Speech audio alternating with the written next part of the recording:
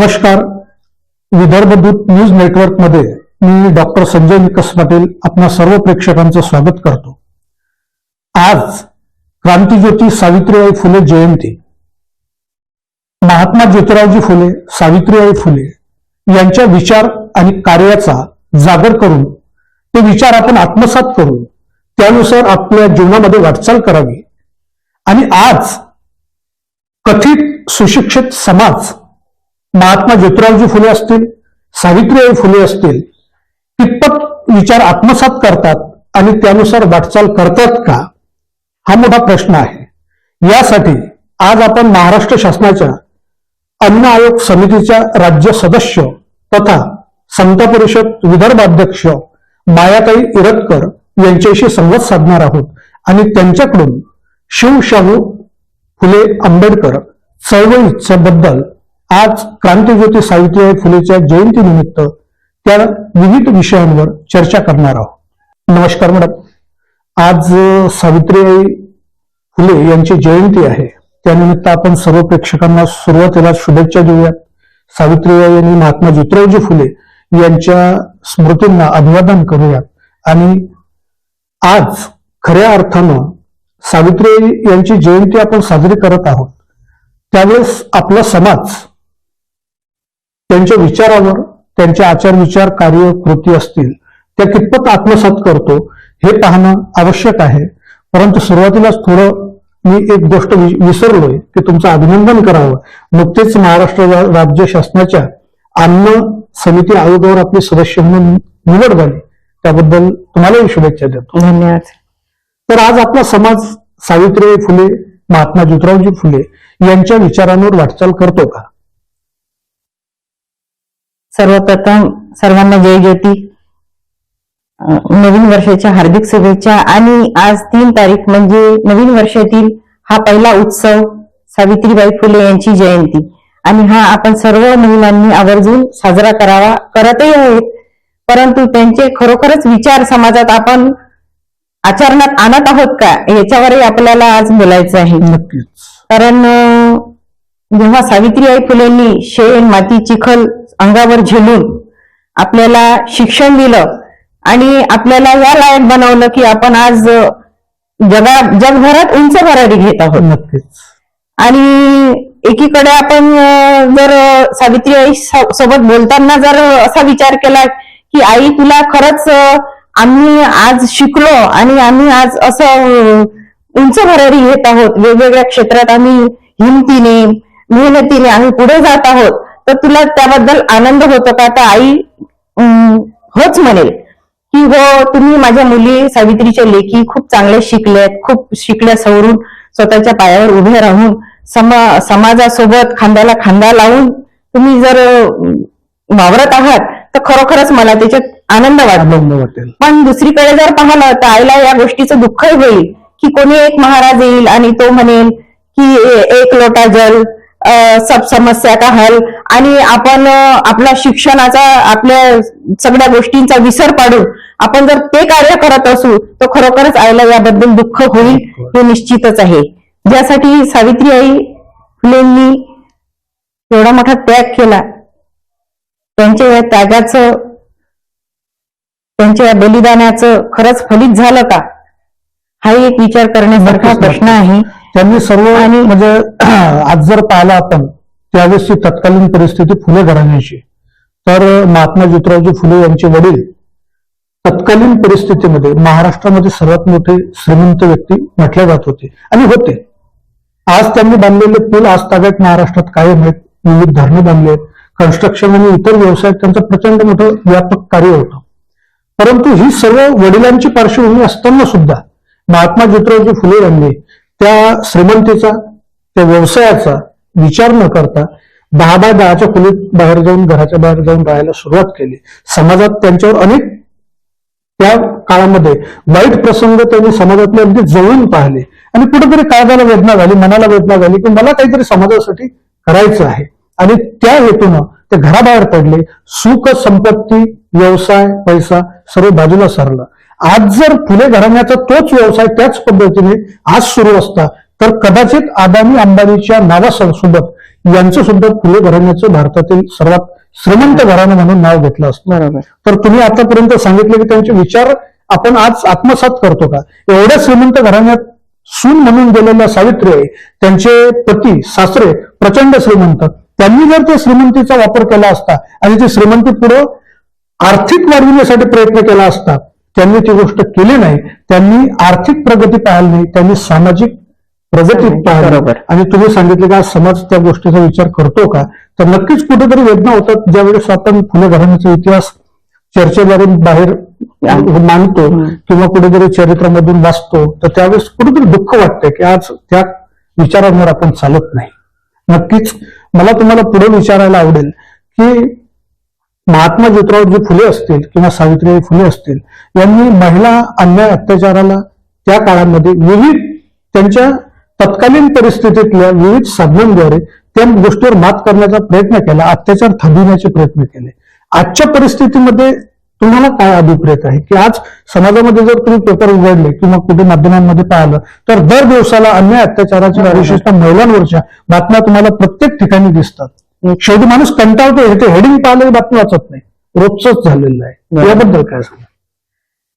आता याबद्दल सांगायचं म्हटलं तर महात्मा ज्योतिराव फुले, महात्मा म्हटल्यावर त्यांचं ते जे काम होतं ते आपल्या नजरेसमोर येतेच, कारण जनतेने त्यांना ते उपाधी दिलेली होती महात्मा म्हणून. नक्कीच. आणि सावित्रीबाई फुलेंना त्यांनी खूप शिक्षणासाठी कधीही त्यांनी असं म्हणायचं, मला असं म्हणायचं की जसं ज्योतिराव फुलेंनी एका स्त्रीला आधी स्वतःच्या पत्नीला शिक्षित करून घरापासून सुरुवात करून जेव्हा त्यांनी इतर महिलांना शिक्षित केलं, तसं आजची परिस्थिती पुढे पाहायला मिळत नाहीये. म्हणजे त्या खंबीर परिस्थितीत पुरुष हे स्त्रियांच्या पाठीशी आहेत असं आपल्याला कदाचित पूर्ण म्हणजे 100% म्हणता येणार नाही. अशा परिवर्तन झालं, चांगली गोष्ट झालेलं आहे परिवर्तन, पण जेवढं पाहिजे तेवढं परिवर्तन झालेलं नाही अजून. तर ते परिवर्तन होण्यासाठी आपली विचारसरणी आणि त्यांनी केलेल्या कार्याचा कुठेतरी आपण अभ्यास करायला पाहिजे. नुसतं जयंत्या साजऱ्या करणे, पुण्यतिथ्या साजऱ्या करणे आणि कुठेतरी आपल्या स्वार्थापोटी त्यांचा वापर करणे हे कुठेतरी थांबवलं पाहिजे. सर्वच महामानव जे आहेत त्यांनी समाजासाठी काम केलेलं आहे, म्हणूनच आपण त्यांना महामानव म्हणतो. आणि अशा परिस्थितीत जर आपण फक्त त्यांचे पुण्यतिथ्या आणि जयंत्या साजऱ्या करून आणि त्यांचे फोटोवर बॅनर फोटो लावून नुसतं शोबाजी जर करत असू तर काहीही यायला अर्थ नाहीये. आता मी माझ्याबद्दलच सांगेल की मी फुल नाही फुलाची पाकळी का असे ना, मी त्यांच्या विचारावर थोडीफार चालते, कारण मी अंधश्रद्धेवर अजिबात विश्वास ठेवत नाही. जसं की मी तुम्हाला सांगितलं की महिला आणि सुशिक्षित महिला जर या अशा गोष्टींना जर बळी पडत असतील तर याच्यापेक्षा अजून दुःखाची काही इथं हे नाहीये सीमा. कारण की ज्यांना शिक्षण, ज्यांनी इतरांना सांगायला पाहिजे त्या स्वतःच जर असे कामं करत असतील तर निश्चितच हे धोकादायक आहे आणि समाजात याच्यापासून त्यांचे विचार खरोखरच गेलेले आहेत, समाजापर्यंत पोहोचलेले आहेत हे आपण असं म्हणू शकणार नाही. कारण बऱ्याच विद्यार्थ्यांना किंवा बऱ्याच स्त्रियांना सावित्रीबाई फुले यांनी काय केलं हे सुद्धा माहित नाहीये.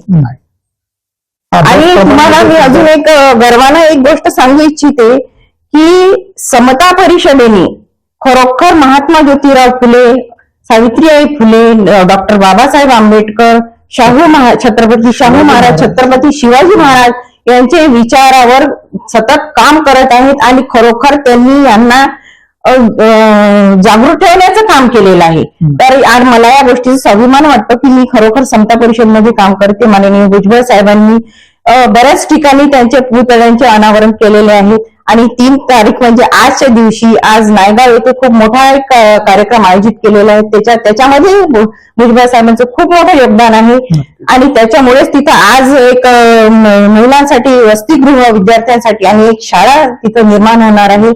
आणि मी याबद्दल आजच्या जे सरकारचं, मी राज्य सरकारचं मी आभार मानते की खरोखर नायगाव हे सावित्रीबाई फुले यांचं जन्मस्थान आहे आणि खरोखर तिथे ह्या गोष्टी व्हायला पाहिजे होत्या आणि त्या आज साकारण्यात येणार, शासन साकारत आहे. त्याच्याबद्दल मी त्यांचे पण आभार मानते.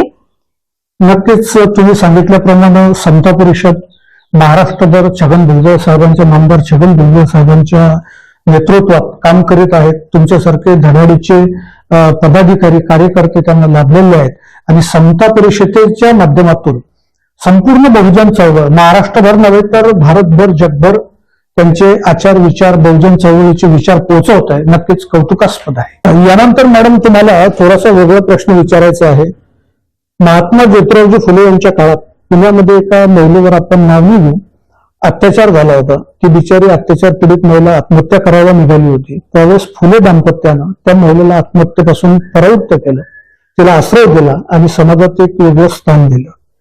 जर आज आपण पाहतो तर आजच्या काळात अन्याय अत्याचाराच्या घटना शासकीय आकडेवारी जर पाहिली, जी केंद्रीय क्राईम ब्युरोची आकडेवारी असते, तर वर्षाकाठी साधारणतः 3000 ते 3800 पर्यंत म्हणजे मागच्या वर्षामध्ये केसेस दाखल झालेल्या होत्या. आणि अनेक घटना अशा होत्या की ज्या सामाजिक बदनामीपोटी, घराच्या बदनामीपोटी आणि भीतीपोटी रजिस्टर पोलीस दप्तरी नोंद नाही झाल्या. तर मग अशा वेळेस आपण बहुजन चळवळीचे आज कार्यकर्ते आहोत, त्या चळवळीच्या विचारांचे पाईक आहोत. तर या कथित, मी शब्द योग्य वापरतो, कथित सुशिक्षित समाजानं यासाठी काय पाऊल उचलायला हवं की जेणेकरून माता भगिनी, आजकाल 4-4, 5-5 वर्षांचे लेकरं राहतात, मुली राहतात, त्यांच्यावर अन्याय अत्याचार होतो. अशा वेळेस या कथित सुशिक्षित समाजानं काय करायला हवं? आता तुम्ही जो प्रश्न केला, या आपण मागच्या मुलाखतीत या विषयावर आपण बोललेलंच आहोत, बरोबर आहे ना. आणि कसं आहे, त्या काळात महात्मा ज्योतिराव फुलेंनी ज्या विधवांवर अत्याचार होत होते आणि त्यांच्यासाठी समाजात कुठेही जागा नव्हती, त्यांना आत्महत्येशिवाय कुठलाही पर्याय नव्हता, तेच परिस्थिती आज समाजात निर्माण झालेली आहे. आणि याला कुठेतरी समाजाची विचारसरणी सोशल मीडिया, कारण आजकाल प्रत्येक लहान लहान मुलांपर्यंत मीडियाच्या माध्यमातून फार वाईट चित्रीकरण आणि फार वाईट संदेश पोहोचले जातात. आणि प्रत्येक मुलाच्या हातात मोबाईल, आई वडील आपल्या स्वतःच्या स्वातंत्र्यासाठी म्हटलं तरी चालेल, मग लहान मुलांना ते मोबाईल देऊन टाकतात. किंवा इतर, आता लहान मुलांचाच विषय नाही, तर जर माझं म्हणणं हे आहे की परिणाम कसे होत चाललेले आहेत. 18 वर्षाचा मुलगा जर कोणा मुलीवर अत्याचार करत असेल तर तुम्ही खरं सांगा की 18 वर्षाचे 17-18 वर्षाच्या मुलांना शिक्षा तुम्ही देणार नाही, बरोबर आहे. कायद्यानुसार आपण त्यांना शिक्षा देऊ शकत नाही. तर मग आता अत्याचाराची लेवल किती वाढली, प्रचंड वाढलेली आहे. तर तिथं कुठेतरी आई वडिलांनी मुलांवर लक्ष ठेवायला पाहिजे. आणि तेच नाही तर मानसिकता ही बदलणं खूप गरजेची आहे. प्रत्येक वेळेस तुम्ही स्त्रीकडे जर वाईट नजरेनं बघत असाल, प्रत्येक ठिकाणी आम्ही स्वतंत्रपणे जाऊ शकतच नाही, कारण विचार करूनच आम्हाला पुढचं पाऊल टाकायला लागते. कपडे कोणते घालायचे, काय करायचं, काय नाही करायचं, म्हणजे असं सततचा विचार आहे. आणि सावित्रीबाई फुलेंनी आपल्याला सुशिक्षित केलं आणि हे केलं तर आपण वेस्टर्न पद्धतीचे कपडे घालणे खूप वाढलेलं आहे.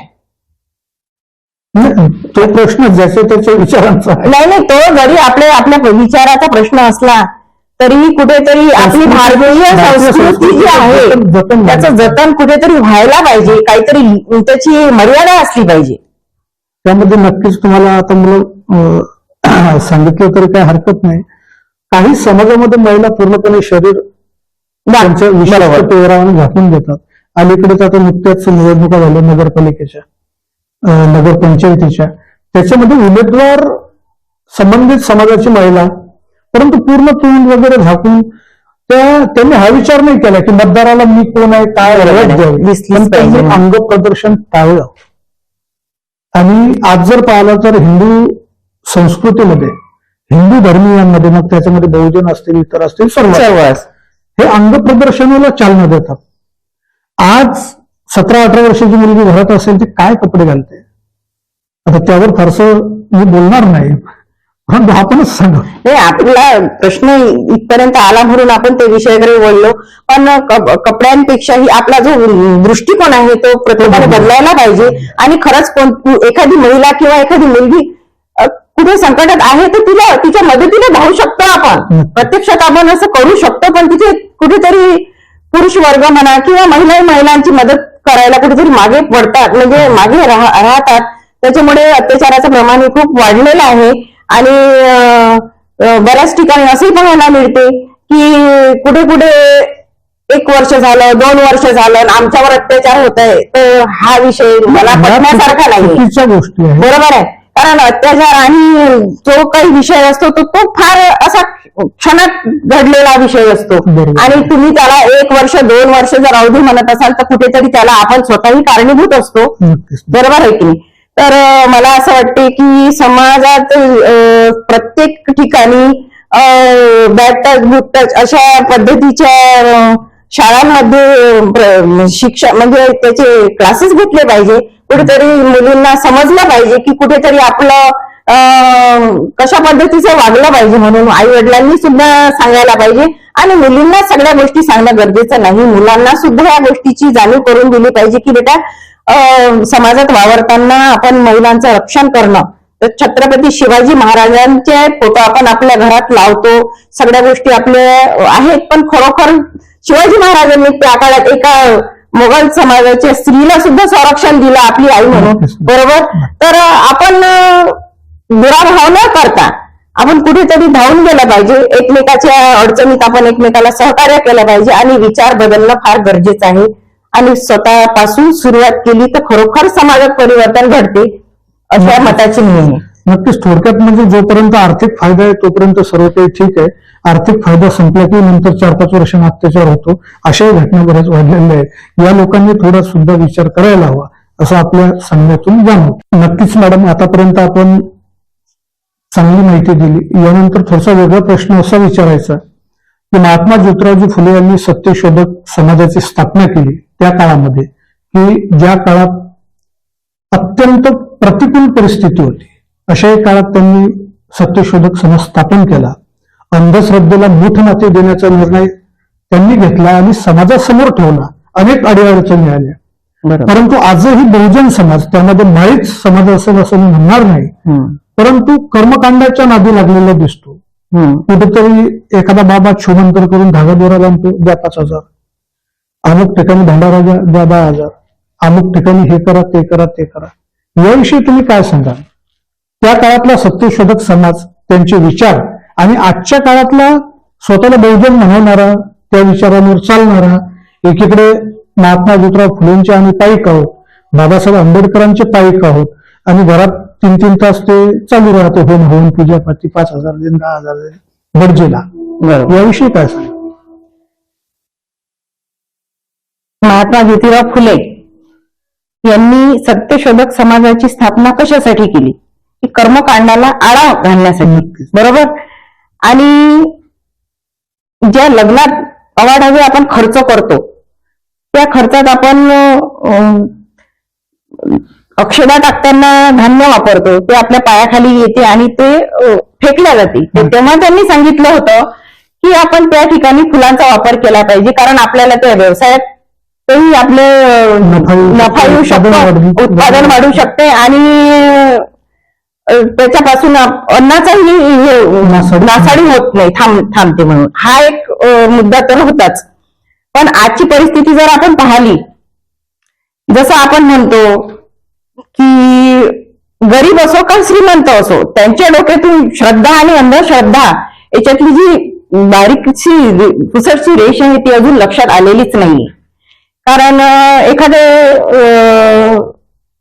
विशिष्ट समाजाचा व्यक्ती त्यांना सांगत असेल की तुम्ही असं असं करा तर त्याच्यामुळे तुम्हाला इलेक्शन मध्ये तिकीट मिळू शकते. आता विषय हा चालू आहे म्हणून मी थोडस राजकारणाचा विषय बोलते. तर हा दोरा बांधा किंवा ही मूर्ती ठेवा, हे 8 दिवस माझ्याकडे ठेवा, मी त्याला मंत्र करतो आणि धारून देतो आणि तुम्ही मग ते घेऊन जा. आणि त्याच्यावर हे 10-10, 20-20, 1-1 लाखापर्यंत जर हे लोक तिथं पैसे देत असतील तर कुठे सत्यशोधक समाजाचा इथं विषय आला सांगा ना मला. आणि मी तुम्हाला याच्या आधी बोलली की सुरुवात आपल्यापासून करायला पाहिजे. तर मी तुम्हाला आज मीडियाच्या समोर बोलू इच्छिते की मला एक मुलगा आहे आणि खरोखरच मी त्याचं लग्न सत्यशोधक समाज पद्धतीने करणार आहे, हे मी आधीच ठरवलेलं आहे. आणि सुरुवात आपल्यापासून केली पाहिजे तर खरंच केली पाहिजे. पातूरला पण एक सत्यशोधक समाज, सत्यशोधक पद्धतीने लग्न झालेलं आहे. बऱ्याच आता समाजात हे लग्न होत आहेत, पण तरीही मला वाटते त्याच्यात खर्च तर होतच आहे ना काही. मग त्याच्यात एवढा त्याचा वापर म्हणजे जसं पाहिजे तसं ते त्या पद्धतीने ते लग्न होत नाहीये. तर खरोखरच सत्यशोधक पद्धतीने जर लग्नही करायचं असेल आणि जेव्हा आपण म्हणतो की श्रद्धा आणि अंधश्रद्धा, तर खरोखर हे बुवाबाजी थांबवली पाहिजे. जादू टोना बुवाबाजी थांबवली पाहिजे आणि खरोखर आपण सत्यशोधक पद्धतीने समाजात त्याचा प्रचार प्रसार केला पाहिजे आणि तसंच आपण वागलंही पाहिजे. एक मला थोडासा वेगळा प्रश्न विचारायचा मॅडम, म्हणजे तुम्हाला थोडस वेगळं वाटेल. आज जर तुम्ही बुद्ध समाजाच्या घरात गेले तर तिथे बाबासाहेब दिसतात, तथागत दिसतात आणि त्यांच्यासोबतच छत्रपती शिवाजी महाराज दिसतात.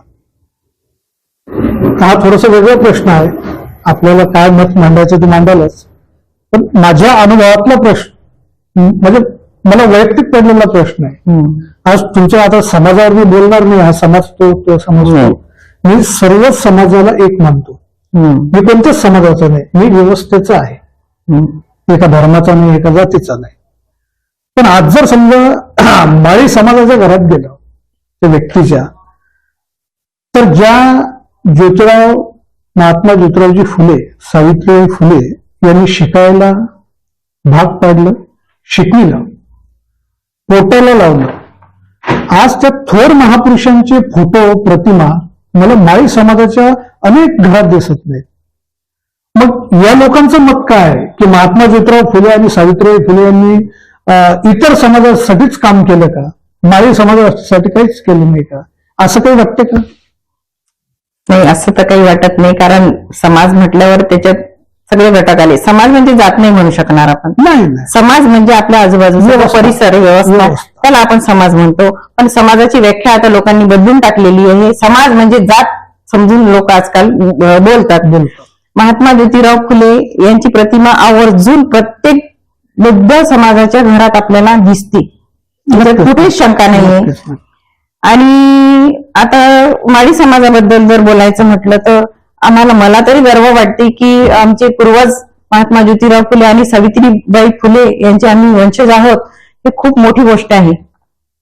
तर ज्यांच्याकडे नसतील त्यांना मी आज मीडियाच्या माध्यमातून आवर्जून एक विनंती करते की प्रत्येकाने आपले महामानवांचे म्हणेल मी, म्हणजे सावित्रीबाई फुले आणि ज्योतिराव फुले यांचेच फोटो नाही तर आपले महामानवांचे फोटो आपल्या घरात असले पाहिजेत आणि त्यांच्या विचारावर आपण चाललं पाहिजे. कदाचित आपल्याला त्यांचे फोटो पाहून वारंवार त्यांच्या कामाची स्मरण होईल आणि काहीतरी विचार आपल्या मुलांसाठी पण आपल्याला आवश्यक आहे. यांचे विचार जर आपल्याला जिवंत ठेवायचे आहेत समाजात, तर कुठेतरी आपल्याला पुढाकार घेऊन ह्या सगळ्या छोट्या छोट्या गोष्टी कराव्या लागणार आहेत आणि त्या प्रत्येकाने केल्या पाहिजेत, असं मला एक सांगायचं. नक्कीच. यामध्ये मला एक गोष्ट नमूद करावीशी वाटेल की अकोल्यामधील सुप्रसिद्ध शिक्षण तज्ञ आणि व्यावसायिक सुद्धा आहेत, जे की प्राध्यापक डॉक्टर भुसे सर यांनी छत्रपती शिवाजी महाराज, महात्मा ज्योतिराव फुले, सावित्रीबाई फुले, राजर्षी शाहू महाराज आणि महामानव डॉक्टर बाबासाहेब आंबेडकर हे पंचरत्नाची एक फ्रेम चांगली जवळपास 20 बाय सेंटीमीटर मध्ये असेल ती, तर 2-3 वर्षापूर्वी जयंतीला 1 लाख बनवून घेतले होते आणि अकोला जिल्ह्यातील बहुजन चळवळ आणि इतरही लोकांच्या घराघरात पोहोचवण्याचं काम केलं तुम्ही सांगितल्याप्रमाणे. तर हे नक्कीच कौतुकास्पद आहे. असं समाजातील आणि इतरही समजा म्हणजे विशिष्ट जातीतील सर्वांनी महापुरुष घराघरात जर ठेवले तर कुठेतरी आपण रोज दर्शन घेतो, पाहतो, त्यांचे विचार आपल्या कृतीत येतील. काही वाईट करत असेल तर निदान तो फोटो पाहून, ती प्रतिमा पाहून, ती महापुरुषाची मूर्ती पाहून आपल्या आचरणाला आळा बसतो. नक्कीच. तर आम्ही समता परिषदेच्या वतीने पण हा उपक्रम राबवलेला आहे आणि राबवत आहोत. सावित्रीबाई फुले, महात्मा ज्योतिराव फुले आणि हे जे महामानव आहेत आपले, त्यांच्या पंचरत्न यांचे प्रतिमा आम्ही वाटत असतो.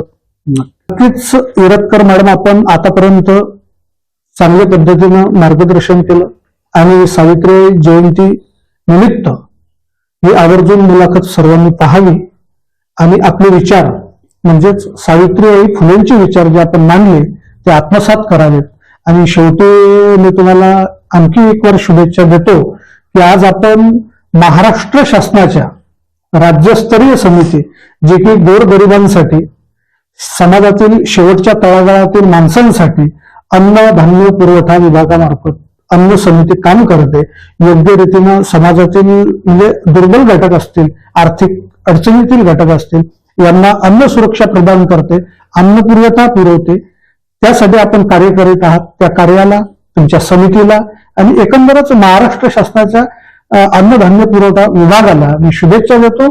त्या मूळ कारण तुम्ही आहात की तुम्ही आज राज्याच्या समितीवर गेला. पुन्हा शेखर अभिनंदन आणि सर्वांना सावित्रीबाई जयंतीनिमित्त शुभेच्छा. नक्कीच मला हे फार पुण्याचं काम मिळालेलं आहे. नक्कीच. कारण अन्न वस्त्र निवारा हे आपले मूलभूत गरजा आहेत आणि अन्न हे सर्वप्रथम आपण अत्यावश्यक गरज आहे. तर तो जर अन्नाचा घास मी एका गरीबापर्यंत पोहोचवणार आहे तर मला खरोखर पुण्याचं काम मिळालेलं आहे आणि मी आवर्जून हे काम माझं प्रामाणिकपणे पूर्ण करेल एवढी मी तुम्हाला ग्वाही देते. नक्की. धन्यवाद मॅडम. धन्यवाद. नवनवीन बातम्या पाहण्यासाठी आजच विदर्भ दूत न्यूज चॅनलला सबस्क्राईब करा आणि बेल आयकॉनला सुद्धा क्लिक करा.